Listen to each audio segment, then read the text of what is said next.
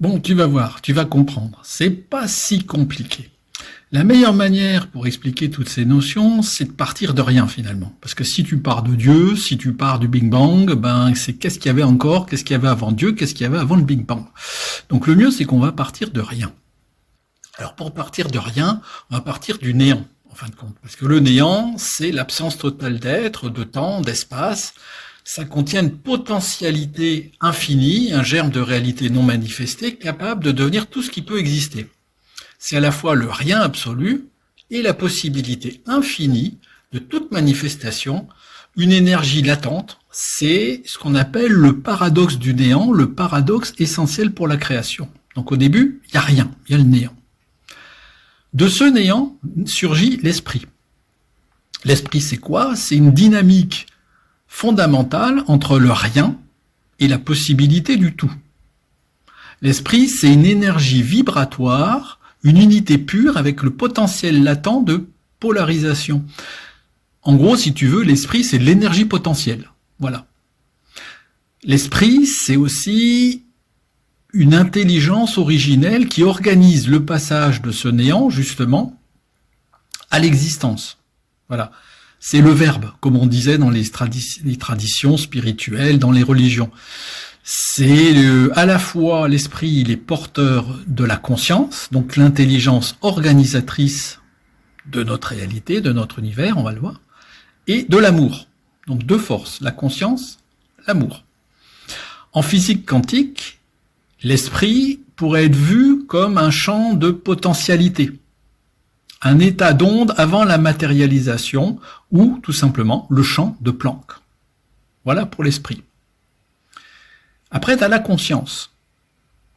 Donc l'énergie de la polarisation de l'esprit, à un moment donné, elle agit comme catalyseur, c'est un mouvement vibratoire, et ce mouvement vibratoire finit par s'organiser, et il rend la polarisation plus manifeste, et permet l'émergence de la conscience. Donc de cet esprit naît la conscience qui structure l'esprit ensuite, on va le voir, en forme et en manifestation, qui crée l'univers. Donc cette conscience universelle, c'est une pluralité dynamique, on pourrait dire. Elle se divise en une infinité d'instances individuelles qui existent simultanément dans un champ d'ondes et qui se cristallisent progressivement en une infinité de perceptions distinctes. Ce sont ces instances qui structurent donc les potentiels en forme cohérente de réalité, qui créent l'univers tel que nous le percevons. En physique quantique, la conscience, elle est associée à l'acte d'observation. La conscience, c'est l'observation. C'est ce qui influence la matérialisation des potentiels quantiques.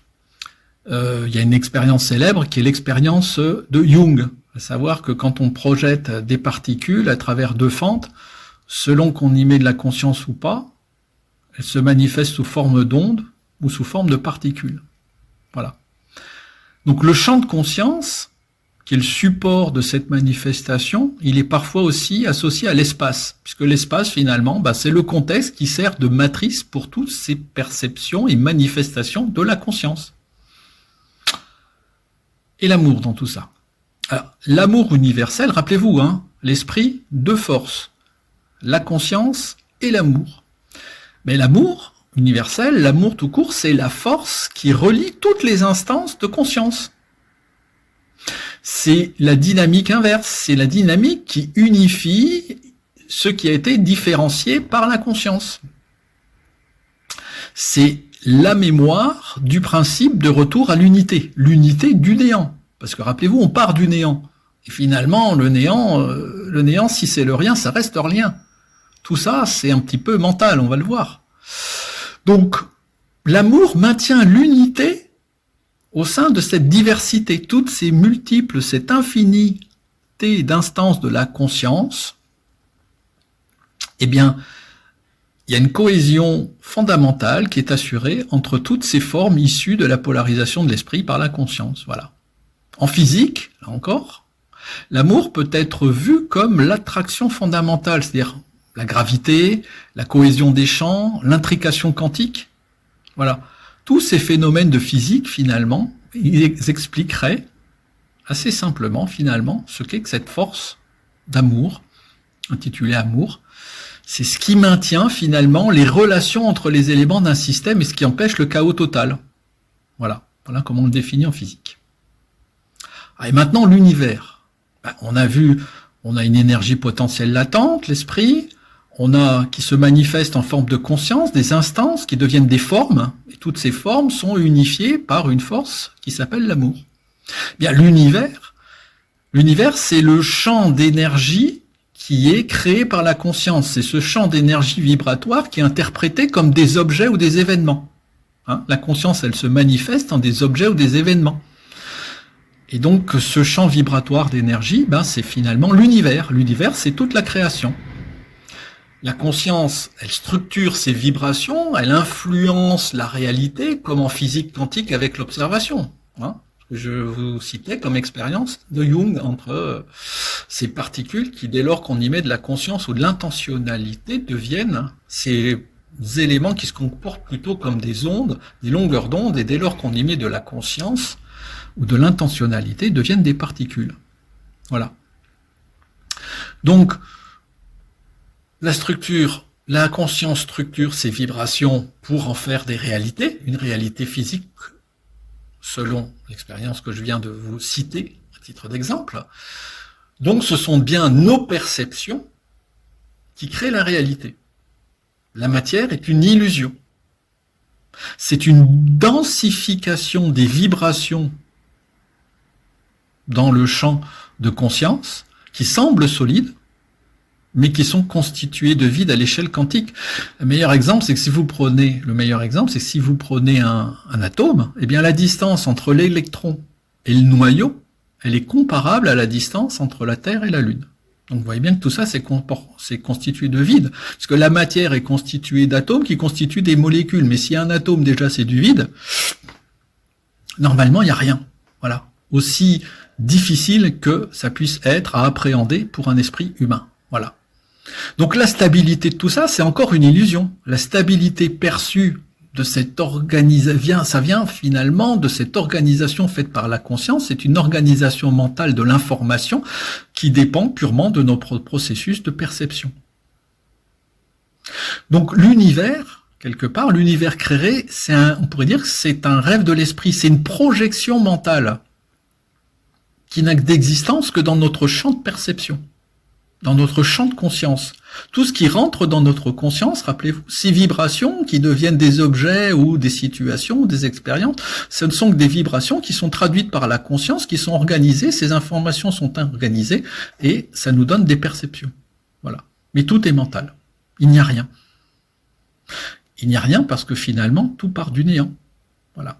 Et un autre exemple qui prouve qu'il n'y a rien, c'est qu'on dit toujours en physique, notamment, on parle beaucoup de l'instant, qu'il n'y a pas de passé, qu'il n'y a pas de futur. On le dit aussi en spiritualité. Tout se passe au présent, à l'instant T. Et combien de temps dure l'instant T? Combien de temps dure l'instant présent? Même si vous dites une fraction de seconde, c'est encore une durée. L'instant présent, finalement, est de durée nulle. Et tout n'est qu'une juxtaposition d'instant présent, et donc de nullité. Ce qui semble cohérent avec le fait de dire que finalement notre réalité vient du néant et tout n'est qu'une projection mentale. Alors le parallèle avec ça, avec la Trinité des religions, notamment dans la religion catholique, vous avez le Père, le Fils, le Saint-Esprit. Tout ça, dans cette lecture métaphysique, on retrouve, que je viens de vous faire, on trouve la correspondance avec la Trinité chrétienne. Le Père, c'est la source non manifestée, le néant créateur. Le Saint-Esprit, c'est l'esprit premier, le souffle divin, ce qui met en mouvement la création. Et le Fils, c'est l'univers manifesté par la conscience. La conscience devenue matière et amour incarné. Et l'amour, c'est l'énergie unificatrice qui relie le Père, le Fils et le Saint-Esprit. Voilà. Vous me direz, et l'âme dans tout ça? C'est la suite logique. Très logiquement, l'âme peut être vue comme une parcelle de l'esprit, une instance de l'esprit, une part de l'intelligence originelle. Donc par suite, étant donné que l'esprit génère des instances de la conscience, une âme, c'est une parcelle qui génère une instance de conscience. Alors, mon âme est conscience, on dit. Ça vient de là. Donc, c'est une instance individuelle de la conscience aussi, c'est une instance individuelle de l'esprit. C'est finalement l'esprit qui fait une expérience unique de l'univers. L'âme, elle est le garant de l'individuation aussi, c'est-à-dire de la réalisation de soi, de l'éveil, finalement, de notre élévation personnelle, puisqu'elle permet des expériences distinctes de création de forme par la conscience, tout en restant connectée à l'unité, puisque c'est une parcelle de l'esprit. Connectée à l'unité, l'esprit, la source, le néant. Et elle équilibre, elle a un rôle d'équilibre entre diversité et unité, puisque l'âme est aussi une expression de l'amour universel. L'âme fait donc un pont entre la conscience universelle, le processus global de l'esprit, et les différentes formes manifestées par la conscience individuelle. Et elle joue donc un rôle clé dans l'organisation de la matière et l'expérience de la dualité. Donc c'est, je l'ai dit, aussi une expression de l'amour universel, une force unificatrice qui préserve l'harmonie, cette harmonie qui permet à la diversité et aux polarités de coexister dans un mouvement qui est un mouvement de déséquilibre apparent, mais qui, pour autant, a une vocation à aller vers l'unité. Voilà. Bon, c'est pas si compliqué, tu vois. Alors tu vas te la refaire, la vidéo, je pense au moins 5 ou 10 fois, et tu verras que finalement, il y a une forme de cohérence dans tout ça, que finalement, si on regarde ça avec le prisme de la science, on peut également y trouver de la cohérence, et que bien que ce soit une approche métaphysique, on se rend compte que le message des religions, finalement, est aussi cohérent avec cette approche. Voilà. Bon, ben on en reparle plus tard. À bientôt.